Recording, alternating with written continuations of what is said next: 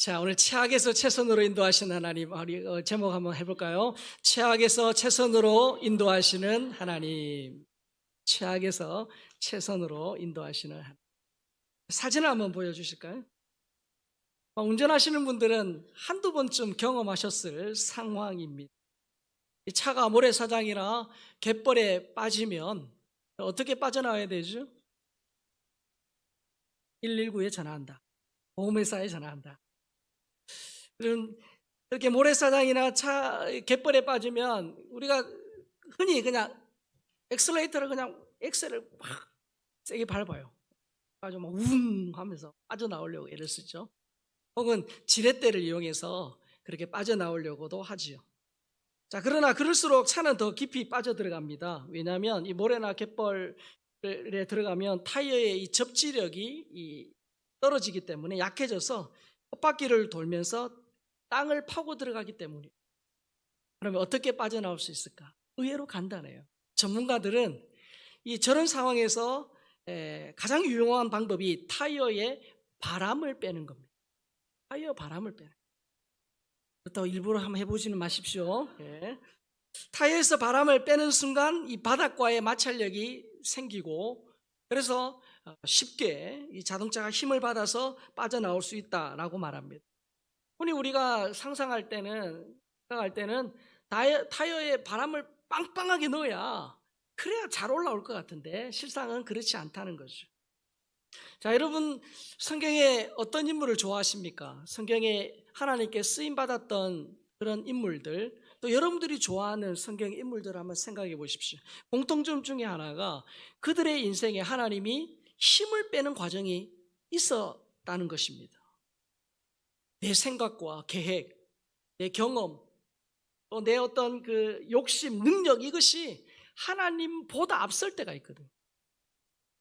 그래서 진짜 하나님만을 의지하며 살아야 되는데 뭔가 내가 쥐고 있는 그것을 더 의지하고 살 때 하나님이 손을 펴게 하시고 어깨에 힘을 빼는 일을 하셔요. 자, 아브라함에게 불임 문제는 열국의 아비가 되는 통로가 되었죠. 요셉은 그 응선바지 막내 아들에서 노예로 그리고 죄수로 계속 내려갔습니다. 그런데 그 내려간 그것이 애굽의 총리로 올라가는 지름길이었죠. 모세 동족을 죽이고 미디안 광야에서 그가 40년 동안 살면서 마치 잊혀진 사람처럼 살았지만 거기에서 하나님을 제대로 만났고 신학을 제대로 배웠죠. 다윗 10수년 동안 도망다니면서 책에서 배울 수 없는 제왕 훈련을 받았습니다. 그리고 그 10수년간 도망다니면서 함께했던 그들이 나중에 그가 왕이 되었을 때 그의 부하로서 나라를 이끄는데 헌신된 그런 자들을 만날 수 있었죠. 자기 힘으로 안 되는 인생의 문제, 내 힘으로 어쩔 수 없는 인생의 문제가 오히려 살아계신 하나님을 체험하는 통로가 되었습니다.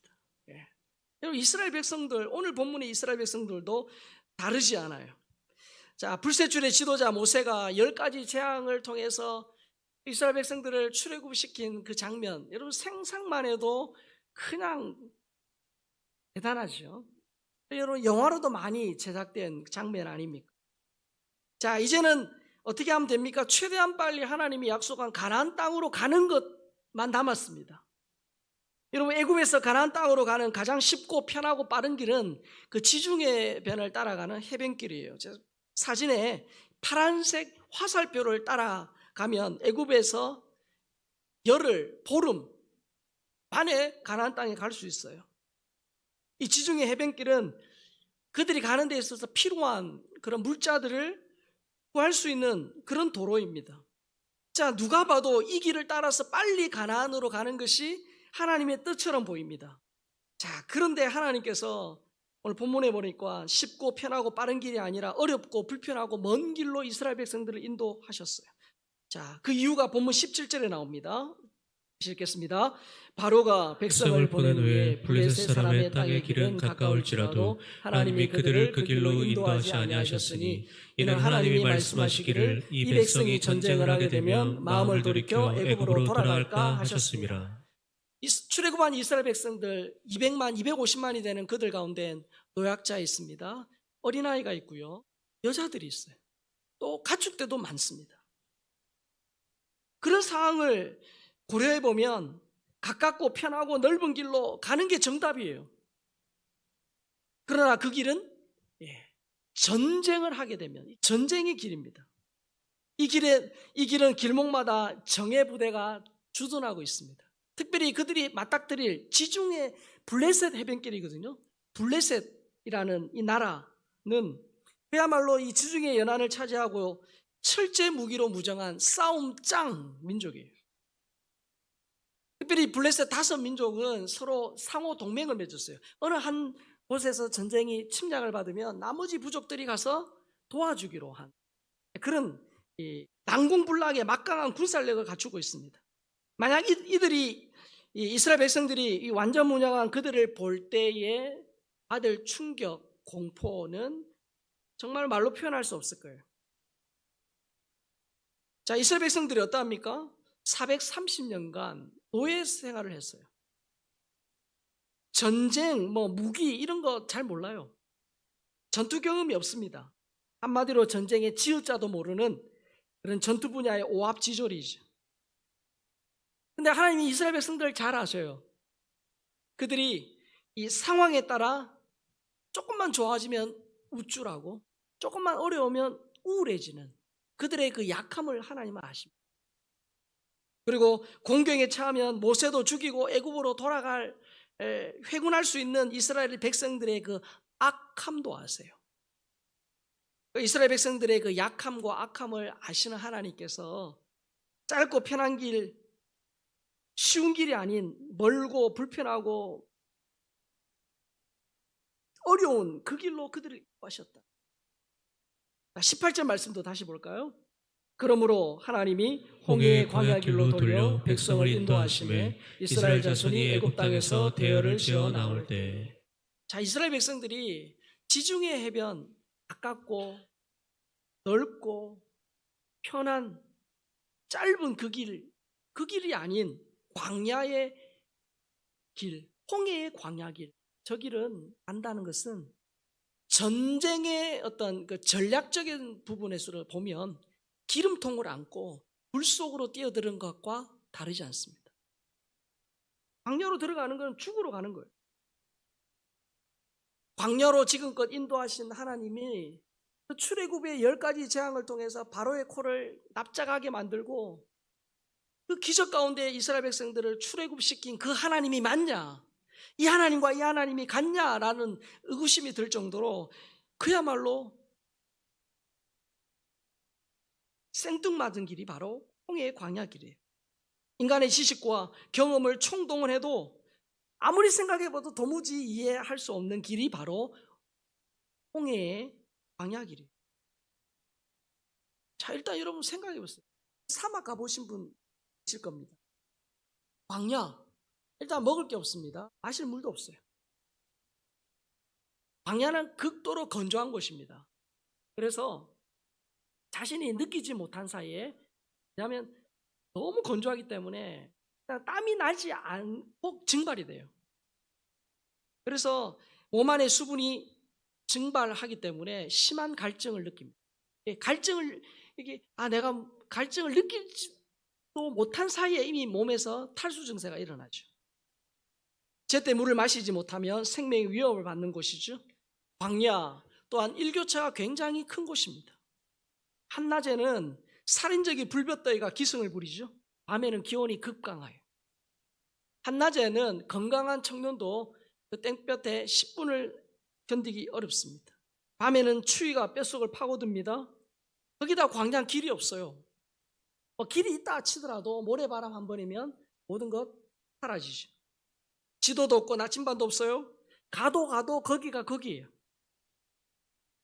뿐만 아니라 광야는 숨을 곳이 없습니다. 사방이 뻥 뚫린 곳이에요. 맹수나 도적제가 이렇게 기습하면 속수무책으로 당하는 곳입니다. 뿐만 아니라 광야는 곳곳에 위험이 도사리고 있지요. 바위 밑에 정갈이 있고요. 모래밭에는 불뱀이 숨어 있습니다. 생명이 위협받는 곳이에요. 광야는 인간에게 최악의 장소입니다. 살 수 없는 최악의 장소예요. 여러분, 히브리어로 광야라는 말은 딱 유대인들이 광야라는 말을 들으면 본능적으로 저주라는 말을 떠올립니다. 여러분, 구약성경에 나오는 저주라는 말의 본래 뜻은 뭐냐면 누군가에게 생명을 주지 않는다. 즉 생명수를 주지 않는다. 이 저주의 문자적 의미는 뭐냐면 실개천 혹은 말라버린 시내입니다. 자, 여러분들이 지금 광야 한복판에 있다고 생각해 보십시오. 사막을 지금 걸어갑니다. 자, 지도를 보니까 조금만 더 가면 오아시스가 있습니다. 그래서 죽을 힘을 다해서 지금 가는 거예요. 그래서 정말 천신만고 끝에 오아시스에 도착해서 타는 이 갈증을 해결하기 위해서 샘으로 뛰어갔습니다. 그런데 거기에는 뭐만 있죠? 말라버린 시내, 물이 있었던 흔적만 있는, 그게 바로 저주입니다. 광야는 이처럼 자연스럽게 저주를 떠올리는 것입니다. 그래서 하나님께서 이런 곳으로 이스라엘 백성들을 인도하셨다는 거예요. 이해되지 않는 하나님의 섭리예요. 자, 그런데 여러분, 하나님께서 아무런 이유와 목적 없이 죽으라고 그들을 광야로 보내셨냐? 그렇지 않습니다. 하나님 그런 분이 아니에요. 목마름과 배고픔과 각종 위험으로 가득한 광야에서 진짜 아이러니하게도 지금껏 경험하지 못한 하나님의 기적을 체험합니다. 자, 그 내용이 21절 22절에 나옵니다. 같이 읽습니다. 시작. 여호와께서 그들 앞에서 가시며 낮에는 구름 기둥으로 그들의 길을 인도하시고 밤에는 불 기둥을 그들에게 비추사 낮이나 밤이나 지나가게 하시니 낮에는 구름 기둥 밤에는 불 기둥이 백성 앞에서 떠나지 아니하리라. 낮에는 구름 기둥, 밤에는 불 기둥. 이 두 기둥이 나타난 거예요. 자, 두 기둥이 이스라엘 백성들 앞에 갑니다. 그들을 인도해요. 길이 없지만 하나님이 친히 내비게이터가 되시죠. 길잡이가 되신 거예요. 길을 안내하십니다. 가야 할 때, 멈춰야 할 때를 불기둥, 구름기둥이 딱 알려주죠. 두 기둥이 이스라엘의 지도와 나침반입니다. 자, 광야는 길이 없지만 길이 없으면 아무 문제가 되지 않죠. 또한 이 구름기둥과 불기둥은 낮에 그 불볕 더위와 그 밤에 추위로부터 이스라엘 백성들을 완벽하게 보호하죠. 구름기둥은 대형 에어컨이고 불기둥은 대형 열난로예요. 여러분, 팔레스타인의 사막은 햇빛이 굉장히 강렬합니다. 그래서 그냥 햇빛을 받으면 5분, 10분 탈진합니다. 그런데 팔레스타인의 기후는 건조하기 때문에 그늘에 들어가면 굉장히 시원해요. 우리나라는 습하기 때문에 그늘에 가도 더운데 이스라엘은 그렇지 않아요. 그늘에 들어가면 시원해요. 그리고 이 불기둥은 급강하는 기온에서도 따뜻한 잠자리 제공해요. 강력한 불빛은 맹수의 습격을 막아주는 안전 펜스입니다. 지금 있는 곳이 광야라는 것을 잊어버릴 정도로 하나님께서 완벽히 보호해 주시죠. 그뿐만 아닙니다. 구름기둥과 불기둥은 하나님의 임재를 상징해요. 자, 눈만 들면 하나님이 지금 구름기둥과 불기둥으로 나와 함께 하신다는 것을 경험합니다. 하나님께서 지금 물리적으로 이스라엘 백성 가까이 오셨다는 것을 의미하는 겁니다. 이 두 기둥은 백성 앞에서 떠나지 않죠. 이 두 기둥은 졸지도 주무시도 않는 하나님 아버지의 백성들을 눈동자처럼 지키시는 하나님의 신실하심을 의미합니다. 이 구름 기둥과 불 기둥, 하나님의 완벽한 인도와 보호와 그리고 임재의 상징. 자, 거기다가 이 본문은 옷공장, 신발공장 사장님이 별로 좋아하지 않는 본문인데 한번 읽어볼까요? 신명기 29장 5절 시작. 주께서 40년 동안 너희를 광야에서 인도하게 하셨으니와 너희 몸에 옷이 낡아지지 아니하였고 너희 발의 신이 헤어지지 아니하였으며. 옷공장, 신발공장 사장님이면 얼굴이 하얗게 질리고 손에 식은땀이 날 정도의 말씀. 네. 이스라엘 백성들을 완벽하게 보호하셨다는 거예요. 거기다가 여러분, 광야는 먹을 게 없죠. 그런데 하나님 어떻게 하십니까? 이스라엘 백성들이 먹을 것이 없는 광야에서 매일 아침 신선한 먹거리, 집 앞까지 배달되는 새벽 배송의 기적을 날마다 체험한 거죠. 날마다 새벽마다 새벽 배송. 거기다가 여러분 그 광야 얼마나 열악한 환경입니다. 그런데 그 열악한 환경 속에서도 전혀 영양적으로 부족함이 없도록 그 만나에 필요한 영양분을 다 넣어서 하나님이 주신 거예요. 비록 탐욕의 결과이지만 너무 많아서 질릴 정도로 많은 양의 메추라기 고기도 주셨죠. 그리고 천연 안반수를 통해서 갈증을 해결해 주셨습니다. 그래서 광야는 자연의 혜택은 없지만 하늘의 은택이 가득한 곳이. 누가 하셨죠? 하나님이 하신 거예요. 자연의 혜택은 없는 곳이에요. 하늘의 은택, 하나님의 기적이 가득했던 곳입니다. 나아가서 하나님께서 이스라엘 백성들을 광야로 인도하신 더 큰 목적이 있어요. 그것은 바로 이스라엘 백성들을 따라해봅시다. 훈련하기 위함이다. 광야라는 것은 그야말로 하늘만 바라보는 이스라엘 백성들을 훈련하신 곳이에요. 이스라엘 백성들은 430년간 노예로 살았죠. 그들은 이 패배주의의 움막에서 열등감의 누더기를 걸치고 원망을 벗삼아 살았어요.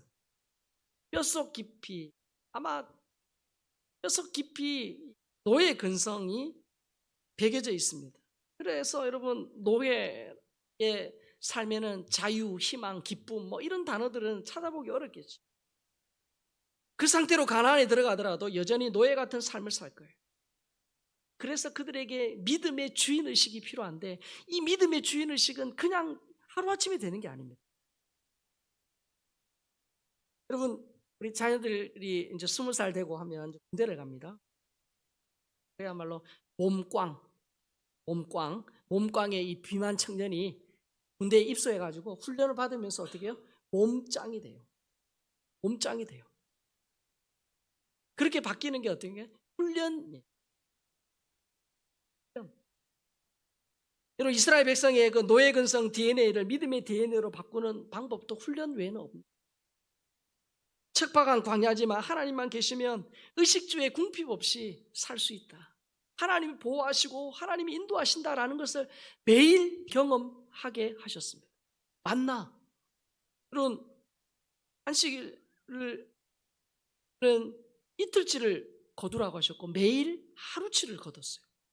여러분 내일 아침은 좀 늦잠 자고 싶어서 이틀치를 걷어도 갖다 놓으면 그게 어떻게 되죠? 상했습니다. 썩었어요. 그러나 하나님이 이틀치 거두라고 한 날은 도도 아무런 문제가 없었어요. 매일 하나님의 말씀에 순종하는지 아닌지를 광야 생활을 통해서 광야 훈련을 통해서 경험한 겁니다. 광야학교 훈련소에 입소하여 애굽의 종들이 이 가나안의 주인으로 거듭나게 된 거예요. 광야는 죽기에 알맞은 황당한 곳이지만 하나님을 체험하는 최선의 장소였을 뿐만 아니라 하나님의 백성으로 거듭나는 영성 훈련소였어요. 제가 군대에 있을 때 제 아버지께서 전하셨어요. 40 중반 좀 넘으셨는데 제가 제대하고 나서 3개월 만에 IMF가 터졌습니다. 그래가지고 어떻게 합니까? 대학 등록금을 필요한데 일을 해야겠다. 그래서 제가 복학을 미루고 1년 동안 제가 일을 했는데 무슨 일을 했냐면 여러분 가정용 LPG 배달을 해요. 가스통 아시죠? 40kg인데요. 제가 지금도 양손으로 잘 돌립니다. 잘 돌려요, 제가. 제가 왜 월요일부터 토요일까지 늦은 시간까지 일하는 힘든 일을 했냐면 제가 일을 해야 되겠는데 뭐 이런 알바들을 보니까 주일도 일을 해야 되는 거예요. 힘들지만 주일을 온전히 지킬 수 있는 그런 일을 하자 해서 당시에 교회 형이 하고 있던 그 일들을 그 일을 같이 하게 된 거예요. 그래서 제가 거의 한 1년 동안 일을 했어요. 그래서 이제 이 정도면 학비가 벌어졌겠다 해서 이제 그만두고 복학 준비를 해야 되는데 한 달 일 더 하면 그 돈 가지고 내가 뭐 하고 싶은 걸 좀 하겠다. 하고 싶은 거 그렇게 그런 마음이 들어가지고 한 달 일을 더 해. 한 달 뒤에 일은 뭐 그만두긴 했는데 한 달 동안 어디 있었냐면 병원에 있었어요. 다쳐가지고 제가 지금도 손가락에 표시가 있는데 볼 때마다 생각을 합니다. 제가 그 한 달 동안 하나님이 저의 그 광야 같은 그 병원 한 달이 제 인생에서 욕심을 빼는, 욕심의 힘을 빼는 그런 시간이었어요. 제가 대학에 지나갈 때 이 한국하고 중국하고 수교가 된 지 얼마 안 된 그런 시점입니다. 그래서 중국과의 교류가 활발하던 시기예요. 그래서 중문학과를 가면 앞으로 중국의 문들이 많이 열릴 테니 좋겠다. 제 어머니가 42에 혼자 되셨거든요. 그래서 제 고생하는 어머니 좀 빨리 내가 좋은 직장 가서 벌어서 어머니 좀 힘들지 않게 드려야겠다. 그런 생각을 하고 중문학과에 입학을 하게 됩니다. 그러다 보니까 그래도 이왕이면 현지에 가서 공부를 하면 좋겠다 해서 제가 중국 가서 한 1년가량 했어요. 한국으로 돌아올 무렵에 제 인생에 완전히 반전이 일어난 거예요. 한국으로 돌아올 무렵에 하나님께서 저의 계획과는 전혀 생각지도 않았고 고려해보지 않았던 신학의 길로 저를 부르셨어요. 갑작스러운 진로 변경, 이 시간 하나님 내 인생의 내 계획, 내 성공, 무언가 내가 인생의 주인 되어서 살고자 하는 그 내 삶에 힘을 빼는 그런 시간이었어요. 제가 한 달 동안 병원에 있으면서 하나님이 갑작스럽게 저를 다른 길로 부르시는 그런 과정을 통해서 하나님이 제게 깨닫게 해주신 것, 지금도 제 내리에 새겨져 있고 제 가슴 속에 각인되어 있는 한 가지 사실이 있습니다. 그게 뭐냐면 하나님, 너의 길은 내가 책임진다. 너의 길은 내가 책임진다. 신앙을 하고 지금까지 오는 과정에 참 쉽진 않았지만 지금도 제가 힘들고 어려울 때 되뇌이는 한 문장입니다. 너의 길은 내가 책임진다. 하나님은 저의 약함과 악함을 잘 아셔요. 그래서 제가 전혀 생각하지 못했고 계획하지도 않았던 그 길로 저를 인도하셨죠. 그러나 그 길이 신실하게 나를 이끌어 가시는 하나님의 인도하심이었고, 지나고 보니까 전혀 예상치 못한 그 길이 내 인생의 축복이었어요. 제가 지금 목사잖아요. 제가 지금 종교를 받고 있습니다. 제가 지금 뭐 다른 걸 하겠습니까?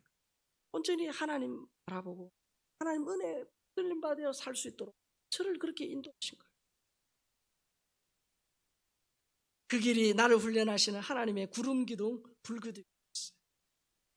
사랑하는 우리 성도들 가운데도 지금 광야 같은 삶을 사시는 분 있을 겁니다. 건강 때문에, 혹이나 자녀 때문에, 재정적인 문제 때문에, 아니면 내가 어떻게 할 수 없는, 내 힘으로 어떻게 할 수 없는 그 문제들 때문에 지금 광야 같은 시간을 보내는 분들이 있을 겁니다. 그런데 여러분 꼭 기억하셔야 돼요. 여러분 창세기부터 요한계시록 성경을 보면 하나님의 기적이 집중적으로 일어났던 세 시기가 있어요. 첫 번째는 뭐냐면 제가 읽었던 이 모세 여호수아 시기입니다. 이때는 기적이 굉장히 많았어요. 그리고 엘리야 엘리사 시대에도 기적이 많았어요. 그리고 예수님 시대도 기적이 많았죠. 이 세 시대에는 공통점이 있어요. 그냥 종교적으로, 영적으로, 사회적으로 굉장히 어려운 시기였어요. 그러나 이 어려운 시기에 편안하고 좋을 때는 경험할 수 없었던 하나님의 능력이 굉장히 많았습니다. 기적이 많았어요. 무슨 말입니까? 그 어렵고 힘들고 정말 광야 같은 그 순간에 하나님은 여전히 일하고 계신다는 거예요. 그래서 우리의 상황이 아무리 어렵더라도 우리가 늘 기억하는 이 로마서 8장 28절의 말씀을 우리가 또 붙들어야 돼요. 같이 읽을까요? 우리가 알거니와 하나님을 사랑하는 자, 곧 그의 뜻대로 부르심을 입은 자들에게는 모든 것이 합력하여 선을 이루느니라. 원래 로마서 8장 이 말씀의 원래 뜻은 하나님 어떠한 상황에서도 하나님의 구원을 이루어 가신다라는 그런 의미지만 좀 확대 해석하자면 하나님이 우리 성도들이 사는 모든 삶의 여정 가운데 때로는 그 어려움과 위기도 기회로 바꾸시고 그 걸림돌도 하나님이 디딤돌로 바꾸어서 일하시는 분이에요. 그래서 지금 내 삶에 광야 같다 할지라도 최악이라 할지라도 최선으로 인도하신 하나님의 섭리가 있다는 거예요. 그걸 우리로 하여금 바라보라 하시는 거예요. 지금의 위기까지도 합력하여 선을 이루는 기회로 삼으시는 하나님, 그 하나님을 신뢰하라는 것입니다. 그 믿음 붙들고 말씀의 자리, 기도의 자리를 지켜내는 것이 우리 성도들의 해야 할 일입니다. 여러분, 구름기둥, 불기둥이 우리에게 신약시대에 우리에게 주는 또한 교훈이 있어요. 이것은 무엇일까? 질문인데요. 이것은 구약시대 성도들은 체험할 수 없었던 거예요. 진짜 하고 싶었지만 할 수 없었던 거예요. 이것은 예수님을 구원자와 인생의 주인으로 믿고 살아갈 때 주시는 특혜입니다. 세상 사람들은 이해할 수 없는 그런 특혜. 그리고 이것은 구약시대와 신약시대의 결정적인 차이입니다. 여러분, 이게 뭔지 아세요? 자, 이것을 이 힌트가 요한복음 14장 16절 17절에 나옵니다. 시작. 내가 아버지께 구하겠으니 그가 또 다른 보혜사를 너희에게 주사 영원토록 너희와 함께 있게 하리니 그는 진리의 영이라. 세상은 능히 그를 받지 못하나니 이는 그를 보지도 못하고 알지도 못함이라. 그러나 너희는 그를 아나니 그는 너희와 함께 거하시며 또 너희 속에 거하시겠습니다. 정답은 뭐죠? 성령의 내주예요. 성령의 내주. 성령의 내주. 너희와 함께 거하시고 너희 속에 계시겠습니다. 성령 하나님이 내 안에 계시다는 이 사실, 여러분, 이것이 얼마나 놀라운 사실인지 몰라요. 그런데 우리는 자꾸 잊어버리고 살아요. 자, 삼손하고 사울 왕하고 다윗 왕의 공통점이 있습니다. 이 세 인물의 공통점이 있어요. 뭐냐면 그들은 한 번 이상은 여호와의 영이 임하는 경험을 한 사람들. 그러나 내주하지는 않으셨어요. 삼손, 이 드릴라의 무릎 베개에서 잠이 든 삼손의 이 머리털이 잘렸을 때 어떤 일이 일어났죠? 사사기 16장 20절. 드릴라가 이르되 삼손이여 블레셋 사람이 당신에게 들이닥쳤으니 삼손이 잠을 깨며 이르기를 내가 전과 같이 나가서 몸을 떨치리라 하였으나 여호와께서 이미 자기를 떠나신 줄을 깨닫지 못하였더라. 자, 삼손이 여호와의 영이 떠난지를 깨닫지 못해요. 여호와의 영이 떠나신 거예요. 자, 사울도 여호와의 영이 임했을 때 그가 예언을 했습니다. 그리고 이 암몬 사람들을 물리쳤죠. 그런데 사무엘 대신 월권에서 제사를 지내고 아말렉을 다 진멸하라는 그 명령에 불순종했을 때 이런 결과가 나타났죠. 사무엘상 16장 14절입니다. 여호와의 영이 사울에게서 떠나고 여호와께서 부리시는 악령이 그를 번뇌하게 한지라. 자, 여호와의 영이 떠나자 악신이 사울을 사로잡았어요. 그리고 다윗도 밧세바의 간음 사건 이후에 눈물로 회개하며 쓴 시편이 시편 51편인데 11절에 이렇게 나오죠. 나를 주 앞에서 쫓아내지 마시며 주의 성령을 내게서 거두지 마소서. 다윗이 주의 성령을 거두지 말라고 눈물로 호소합니다. 무슨 말이죠? 세 인물 다 한 번 이상은 여호와의 영이 임하는 것을 경험했어요. 그런데 그들이 범죄하거나 하나님의 말씀에 불순종했을 때 여호와의 영이 임했던 여호와의 영이 떠나신 거예요. 자, 그러나 지금은 다릅니다.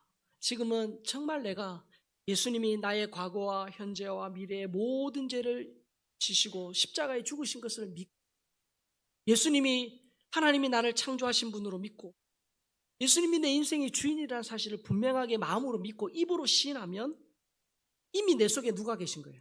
성령이 계신 거예요. 분명히 말합니다. 성령이 아니고는 그리스도를 주라 말할 수 없다. 주인이라 말할 수 없다라고.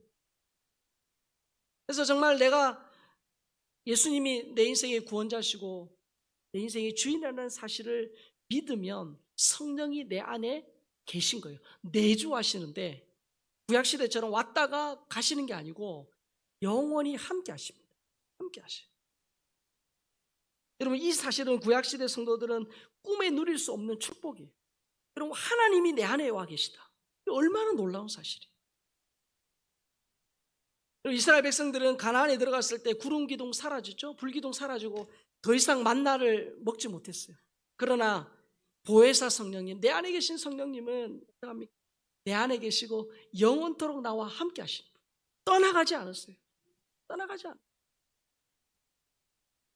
그런데 우리가 살다 보면 내 안에 계신 성령님을 자꾸 잊어버리고 마치 하나님이 나와 함께하지 않는 것 같은 적막함, 공허함, 두려움을 느껴요.